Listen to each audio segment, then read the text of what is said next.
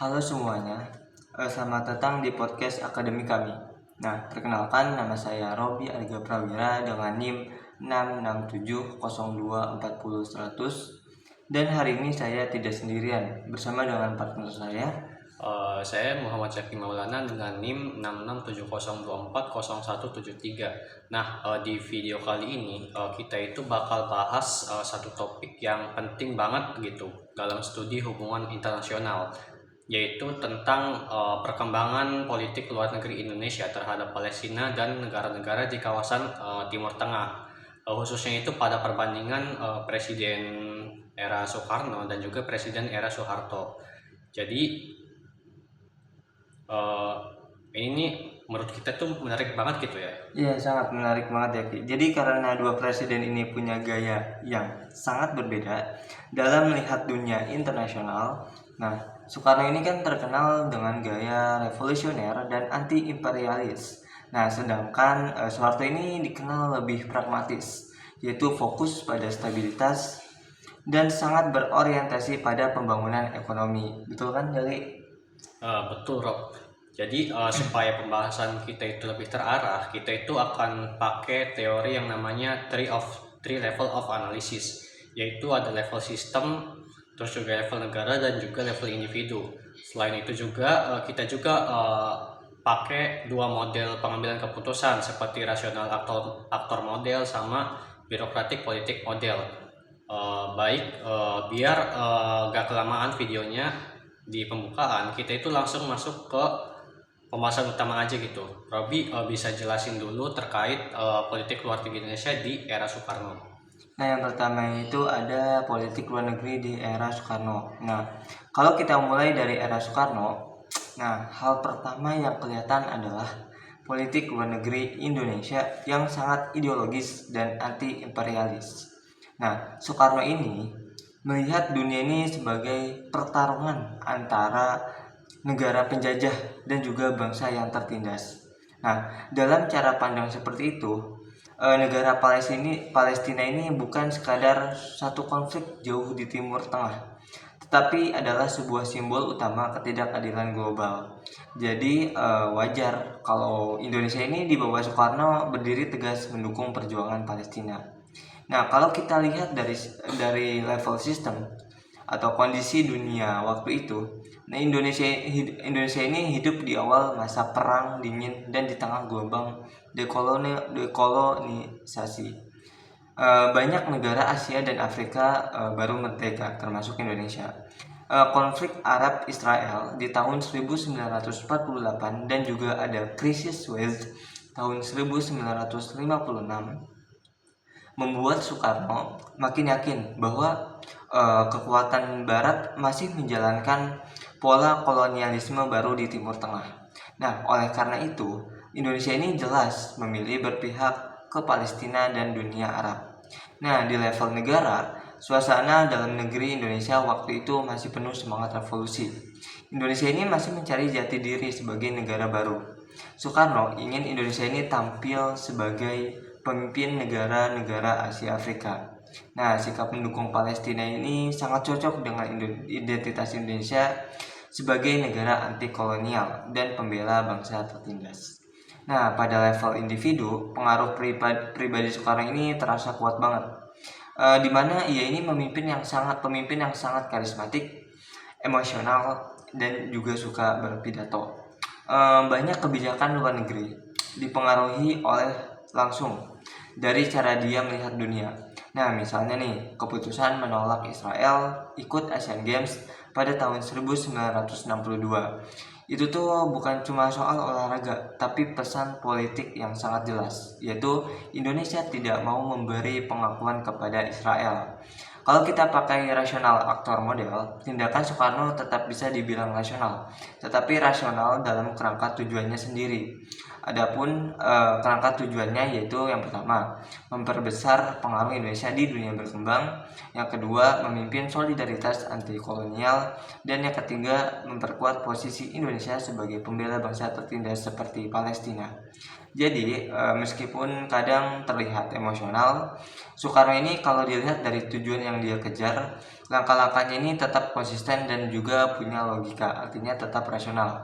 Nah, sekarang kita pindah nih ke era berikutnya. Oke. Zaki boleh jelasin nggak tentang politik luar negeri Indonesia pada masa Presiden Soeharto? Oke, kalau misalkan kita masuk ke era Soeharto ini, kita itu bisa melihat perubahan besar gitu dalam politik luar negeri Indonesia. Jadi kalau misalkan di masa Soekarno politik luar negerinya itu sangat ideologis dan juga penuh simbol, di masa Soeharto ini politik luar negeri itu berubah menjadi lebih pragmatis, terus juga lebih tenang dan juga sangat berorientasi yang pada pembangunan gitu.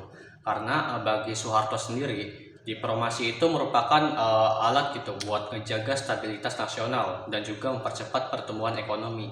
Jadi Indonesia pada waktu lagi krisis seperti inflasi tinggi, ekonomi hancur dan juga hubungan luar negeri ruwet. Jadi wajar kalau misalkan Soeharto itu mengubah pendekatan gitu.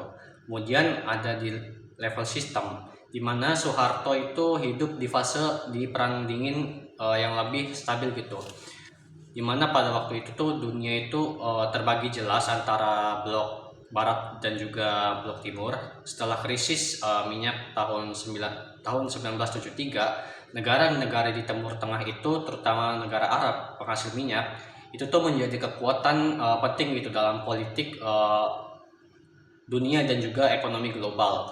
Nah, Indonesia tuh butuh gitu energi dan juga investasi dari negara-negara tersebut. Jadi, hubungan baik dengan negara-negara Arab itu menjadi sangat strategis gitu bagi Indonesia. Kemudian masuk di level negara, Orde Baru itu fokus utamanya itu seperti yang kita tahu fokusnya itu pada pembangunan ekonomi gitu.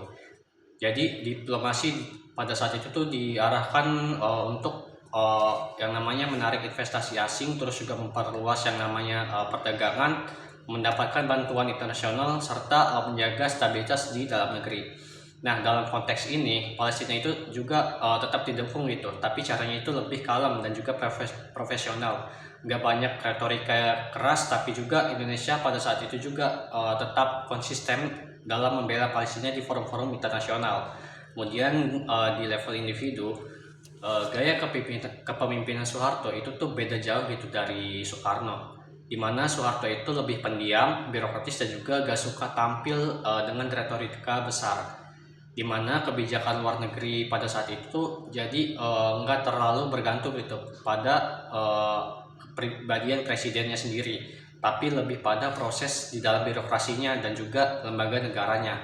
Kemudian kalau misalkan kita pakai konsep birokratik politik model, politik luar negeri Orde Baru itu bisa dipahami sebagai hasil interaksi beberapa aktor seperti Departemen Luar Negeri, ABRI, sama para teknokrat ekonomi dan juga lembaga-lembaga lain. Nah, mereka ini kan punya kepentingannya masing-masing gitu, tapi umumnya itu sejalan gitu, seperti menjaga stabilitas dan juga mendorong pembangunan. Nah, Soeharto tetap di mana ya?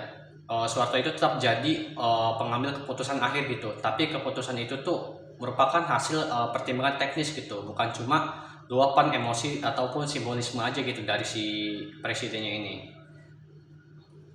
Oh, jadi sangat menarik sekali ya antara politik luar negeri Soekarno dan juga politik luar negeri dari Presiden Soeharto. Nah, selanjutnya itu yang kita bahas adalah perbandingan besar antara Soekarno dengan Presiden Soeharto. Nah, karena kita sudah bahas masing-masing era, sekarang saatnya kita bandingkan nih antara Presiden Soekarno dan juga Soeharto. Ini sebenarnya mewakili dua paradigma besar dalam diplomasi Indonesia.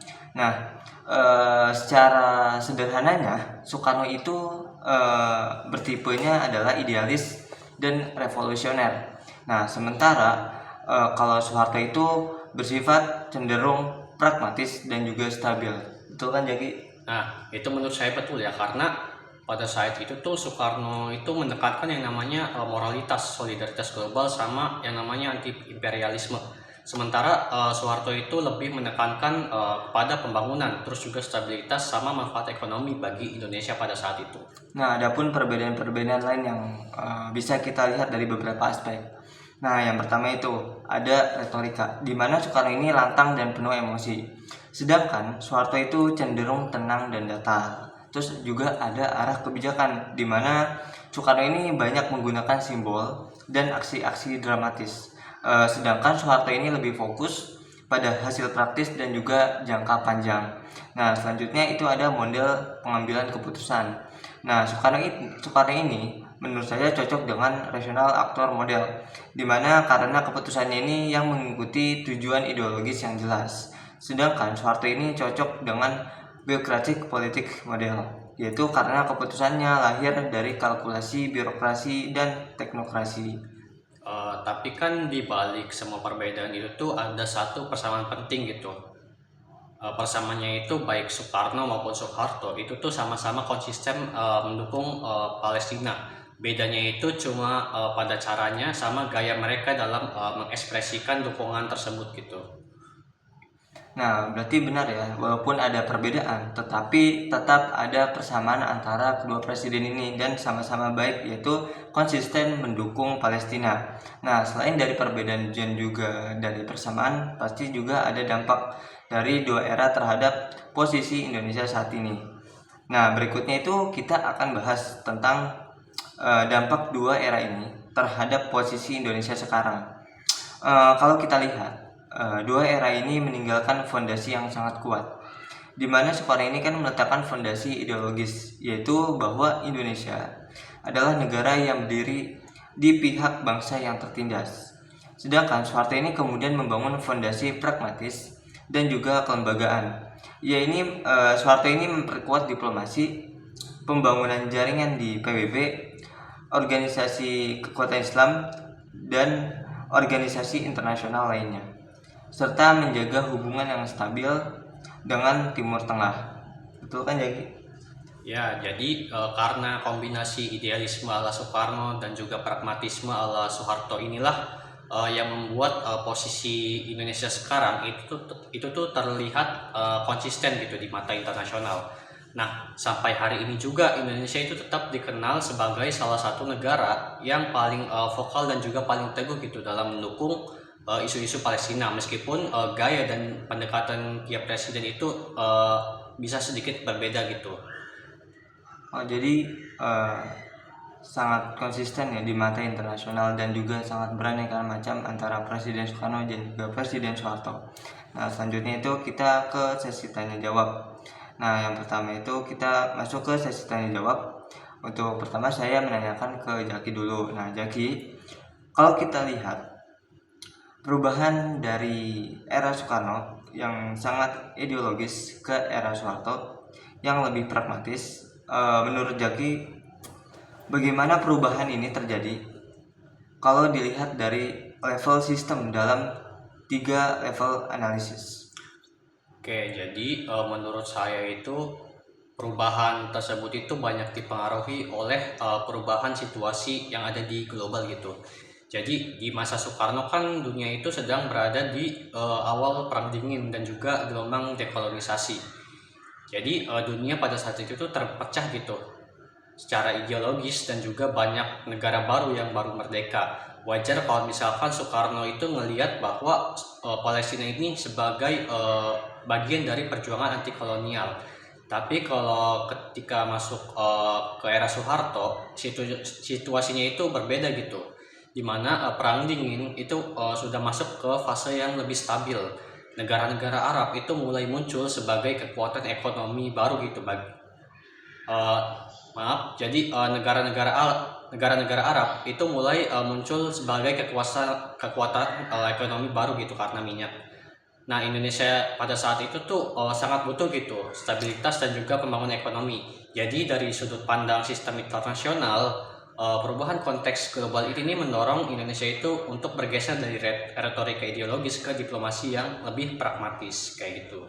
Jadi konteks global ini sangat mempengaruhi cara politik luar negeri antara Presiden Soekarno dan juga Presiden Soeharto, begitu ya? Iya. Nah, oke. Selanjutnya salah satu pertanyaannya adalah salah satu peristiwa penting di era Soeharto adalah krisis minyak tahun 1973, Nah, seberapa besar sih pengaruh krisis itu terhadap hubungan Indonesia dengan Timur Tengah? Jadi kalau menurut saya itu pengaruhnya itu apa ya, gede banget gitu. Bahkan bisa dibilang menjadi titik balik. Karena krisis itu tuh membuat negara-negara Arab itu bisa menghasilkan minyak gitu. Yang dimana ini nih bisa menjadikan dia itu jadi pemain utama gitu dalam ekonomi dunia. Nah, harga minyak pada saat itu juga melambung gitu, dan negara-negara ini nih tiba-tiba punya posisi tawar yang kuat gitu. Jadi Indonesia sebagai negara berkembang yang sedang giat-giatnya membangun gitu, jelas butuh akses energi dan juga butuh modal gitu. Terus juga Soeharto sadar kalau hubungan baik dengan negara-negara Arab itu penting. Nah, dukungan Indonesia terhadap Palestina di era ini nih bukan hanya soal solidaritas moral, tapi juga punya nilai strategis. Jadi dengan mendukung Palestina, Indonesia itu bisa memperkuat hubungan dengan dunia Arab yang bisa jadi mitra penting dalam energi maupun ekonomi nasional. Jadi kayak gitu menurut saya. Jadi setelah merdeka Indonesia ini butuh sekali sumber daya. Maka dari itu sumber daya itu kan contohnya itu dari negara Arab atau di Timur Tengah. Maka dari itu Indonesia butuh, yaitu contohnya minyak ke Palestina, mungkin seperti itu ya. Ya kayak gitu. Nah, oke, untuk pertanyaan selanjutnya, kalau kita memakai biokratik politik model, siapa sih aktor-aktor paling dominan dalam menentukan kebijakan luar negeri di masa Presiden Soeharto? Oke, jadi terkait aktor-aktor yang menentukan kebijakan luar negeri di masa Soeharto ya. Jadi kalau menurut saya itu aktor utamanya itu dari kombinasi Departemen Luar Negeri sama ABRI, terus juga ada teknokrat ekonomi. Nah, ketiganya ini punya kepentingan yang cukup selaras, yaitu menjaga stabilitas politik dan juga mendorong pembangunan ekonomi. Nah, Soeharto itu tetap jadi tokoh sentral, tapi dia itu gak apa ya mempersonalisasi kebijakan luar negeri atau seperti Presiden Soekarno. Jadi banyak keputusan yang diambil melalui rapat gitu, terus juga analisis teknis sama kalkulasi birokratis. Itulah kenapa diplomasi Indonesia di masa Soeharto itu tampak lebih stabil, bisa diprediksi, dan juga apa ya, gak meledak-meledak gitu kayak era Soekarno. Jadi di eranya Soeharto ini politik luar negerinya itu lebih cenderung ke aktor-aktornya, bukan ke personalnya. Jadi misalnya ke aktor lain seperti mungkin Departemen Luar Negeri, ABRI, dan juga teknokrat ekonomi. Jadi bukan seperti Soekarno yang lebih ke cenderung personal dalam keputusan politik luar negeri. Jadi mungkin kalau Soeharto itu lebih cenderung hanya mengutus saja atau mengambil keputusan, sementara yang lainnya itu yang bergerak itu adalah aktor-aktornya, seperti itu ya. Iya. Oke, ke pertanyaan selanjutnya. Menurut Jaki, apakah retorika anti-imperialisme Soekarno ini benar-benar efektif dalam mendukung Palestina secara diplomatik? Eh, Menurut saya efektif, tapi dengan catatan di mana retorika Soekarno itu sangat efektif dalam membangun solidaritas moral dan juga citra Indonesia sebagai pemimpin dunia ketiga. Di situ Palestina diuntungkan karena isu-isu mereka ikut terangkat gitu di forum-forum besar seperti konferensi Asia Afrika. Tapi kalau misalkan kita lihat dari sisi diplomasi formal jangka panjang, ada yang namanya keterbatasan, yaitu ada beberapa kebijakan simbolik seperti menolak Israel di Asian Games tahun 1962 yang berdampak negatif juga gitu. Misalnya Indonesia itu sempat dikucilkan dari IOC. Jadi singkatnya itu retorika Soekarno itu kuat gitu dalam simbolisme, tapi solidaritas itu apa ya? Intinya retorika Soekarno itu kuat dalam simbolisme dan juga solidaritas, tapi gak selalu fleksibel gitu buat kepentingan diplomasi yang apa ya, praktis gitu. Mungkin saya sempat sebutkan, mungkin kalau Soekarno itu dari penjelasan Jaki, sebenarnya dia lebih ke simbolis dan juga solidaritas, tetapi tetap saja ada kekurangannya. Contohnya mungkin ketika membela Palestina dan juga menolak di Israel di Asian Games. Mungkin benar bahwa Israel ini mendukung Palestina, tetapi ada kekurangannya juga atau negatifnya juga. Seperti yang sudah dijelaskan bahwa Indonesia ini menolak Israel di Asian Games, tetapi ada dampak negatifnya juga, yaitu sempat dikucilkan dari IOC, seperti itu ya. Ya, benar. Nah, oke, untuk pertanyaan terakhir untuk Jaki, kan pada hal ini Soeharto ini kan lebih pragmatis, tapi kan dia tetap tidak membuka hubungan diplomatik dengan Israel. Nah, menurut Jaki itu kenapa? Kalau menurut saya sendiri ada dua alasan besar ya di level domestik sama di kepentingan nasional. Jadi yang pertama itu mayoritas masyarakat Indonesia kan sangat mendukung Palestina gitu. Kalau misalkan Soeharto tiba-tiba normalisasi hubungan dengan Israel, itu tuh menurut saya cukup beresiko besar gitu secara politik. Bisa aja memicu penolakan dan juga mengganggu stabilitas dalam negeri. Terus yang kedua, Indonesia itu sangat bergantung pada hubungan baik gitu dengan negara-negara Arab buat urusan minyak, investasi sama dukungan diplomatik di forum internasional. Jadi normalisasi ini dengan Israel itu bisa merusak hubungan tersebut gitu. Jadi kalau misalkan Soeharto pragmatis dalam konteks ini justru tidak membuka hubungan dengan Israel gitu. Itu tuh merupakan langkah yang paling rasional menurut saya. Jadi Soeharto ini ada benarnya juga tidak membuka hubungan dengan Israel, karena jika mungkin Soeharto membuka hubungan dengan Israel, mungkin di atas kertas mungkin sudah benar, tetapi dampaknya itu sangat berbahaya. Mungkin seperti tidak kesetujuan mayoritas masyarakat yang sudah dijelaskan, dan juga kan Indonesia ini sangat bergantung dengan negara Arab. Maka ketika membuka hubungan dengan Israel, maka negara Arab ini tidak bisa menyumbangkan seperti minyak ke Indonesia, mungkin seperti itu ya. Oke, selanjutnya kan saya sudah menanyakan kepada Jaki, boleh untuk bergantian nih Jaki nih. Oke, boleh tanya ya. Ya. Mungkin saya akan bertanya terkait 5 pertanyaan juga. Oke, baik, langsung aja. Jadi menurut Robi sendiri, apakah pendekatan revolusioner Soekarno itu justru mengurangi fleksibilitas diplomasi Indonesia? Oke, menurut saya ada beberapa hal yang iya setuju.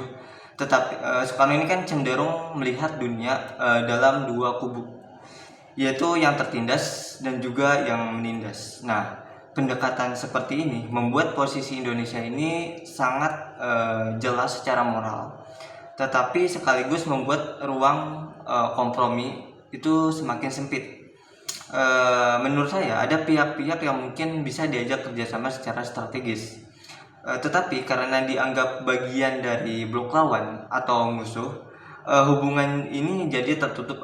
Nah, akibatnya diplomasi Indonesia di masa itu sangat kuat secara simbolik, tetapi tidak selalu efektif secara praktis dan jangka panjang, seperti itu. Oke, tadi menurut Robi itu karena Soekarno itu cenderung melihat dunia dalam dua kubu. Tadi ada yang tertindas dan juga yang menindas.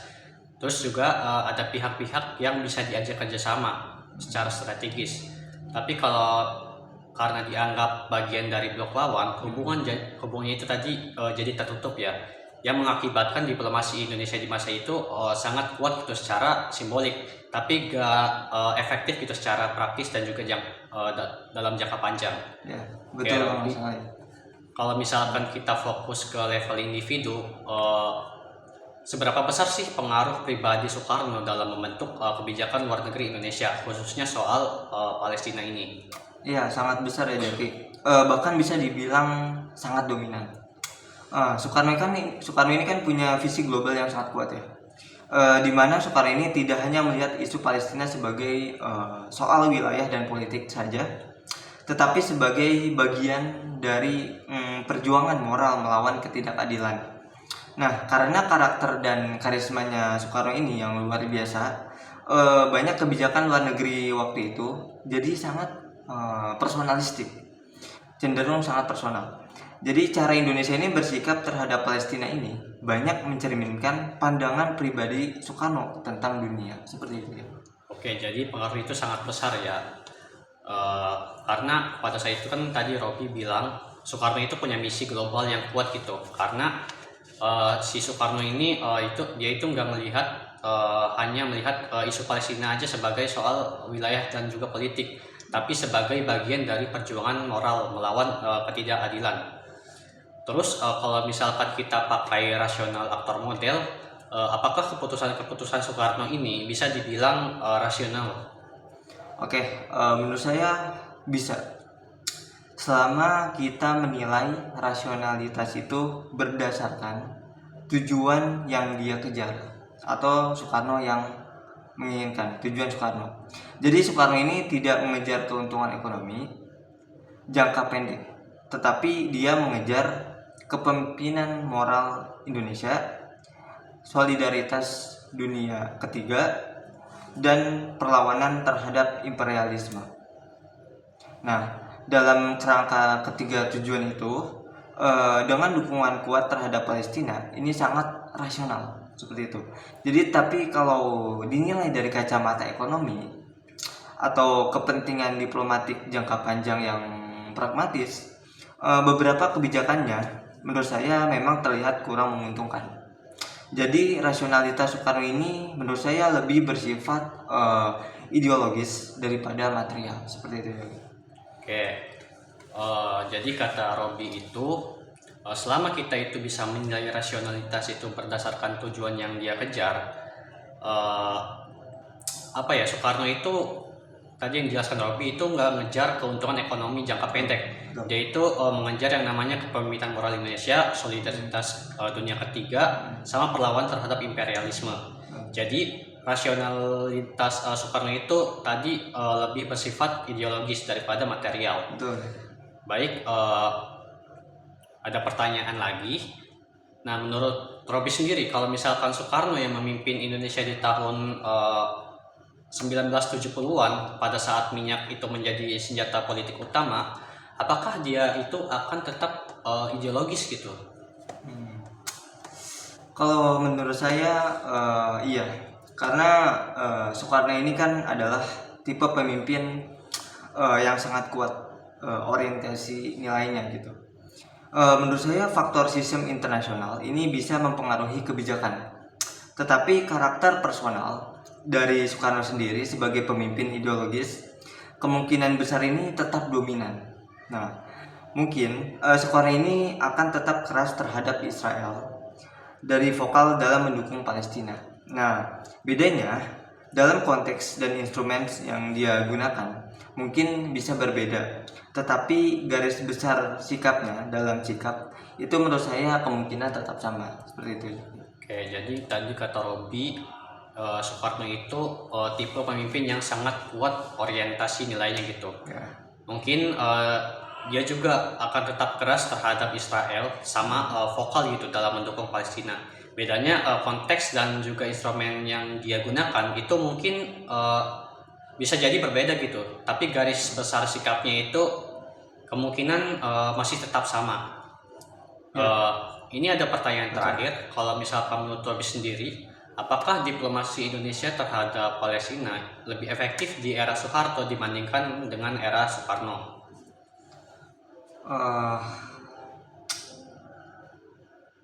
Kalau menurut saya yang dimaksud dengan efektif adalah dalam arti diplomasi formal dan prosedural. Maka jawabannya adalah iya. Di era Soeharto ini lebih efektif menurut saya, karena diplomasi Indonesia di masa itu menurut saya lebih terstruktur, konsisten, dan terkoordinasi karena lebih cenderung memakai beberapa instrumen aktor dibanding dengan personal seperti Soekarno, di mana di Indonesia aktif di PBB, di OKI, dan berbagai forum internasional tanpa retorika yang membuat konflik baru. Nah, di sini di era Soekarno, di sisi lain di era Soekarno ini punya kekuatan moral yang besar, tetapi di era Soeharto punya kekuatan operasional dan diplomatik yang lebih konkret menurut saya. Jadi menurut saya keduanya saling melengkapi, tetapi menurut saya yang lebih cenderung lebih baik itu menurut saya Soeharto, seperti itu. Oke, jadi menurut Robi itu yang dimaksud efektif itu merupakan dalam arti diplomasi formal dan juga prosedural. Ya. Kata Robi juga era Soeharto itu lebih efektif, di mana diplomasi Indonesia di masa itu tuh katanya lebih terstruktur, konsisten, sama terkoordinasi. Jadi pada saat itu juga Indonesia kan aktif gitu di PBB, OKI, sama berbagai internasional aktif di berbagai forum internasional tanpa retorika yang membuat konflik baru gitu. Iya, betul sekali juga. Seperti itu. Mungkin karena saya juga sudah ditanya dan menjawab, sudah diskusi pertanyaan antara saya dengan Jaki yang saling bergantian. Karena kita sudah sesi tanya jawab, kita sudah sampai di akhir podcast hari ini, Jaki. Jadi dari seluruh pembahasan tadi kita bisa lihat nih bahwa Soekarno dan Soeharto ini sama-sama mempunyai kontribusi yang besar terhadap politik luar negeri Indonesia, khususnya itu soal negara Palestina, di mana Soekarno ini memberikan fondasi ideologis dan identitas moral bahwa Indonesia ini berpihak pada bangsa yang tertindas, sedangkan Soeharto ini memberikan fondasi pragmatis dan kelembagaan yang membuat diplomasi Indonesia ini lebih stabil dan lebih efektif di forum internasional. Jadi keduanya dengan pendekatan yang berbeda pula pada akhirnya ini membentuk identitas diplomasi Indonesia terhadap Palestina sampai hari ini. Begitu ya. Oke, jadi selain itu juga tadi lewat three level of analysis kita juga bisa paham bahwa kebijakan luar negeri itu gak pernah muncul dari satu faktor aja gitu, melainkan ada beberapa pengaruh gitu. Contohnya itu seperti dinamika global, terus juga kondisi dalam negeri, sama karakter pemimpinnya. Lalu melalui rasional aktor model dan juga birokratik politik model, kita itu bisa melihat bedanya kebijakan yang sangat dipengaruhi oleh figur pemimpin seperti Soekarno dan juga kebijakan yang lebih banyak dihasilkan oleh proses birokrasi seperti di masa Soeharto. Oke, baik. Jadi terima kasih buat teman-teman sekalian yang sudah mendengarkan sampai akhir. Semoga podcast ini nih bisa jadi bermanfaat dan juga bisa jadi referensi kalian dalam memahami politik luar negeri Indonesia. Sampai jumpa di episode selanjutnya. Sampai jumpa.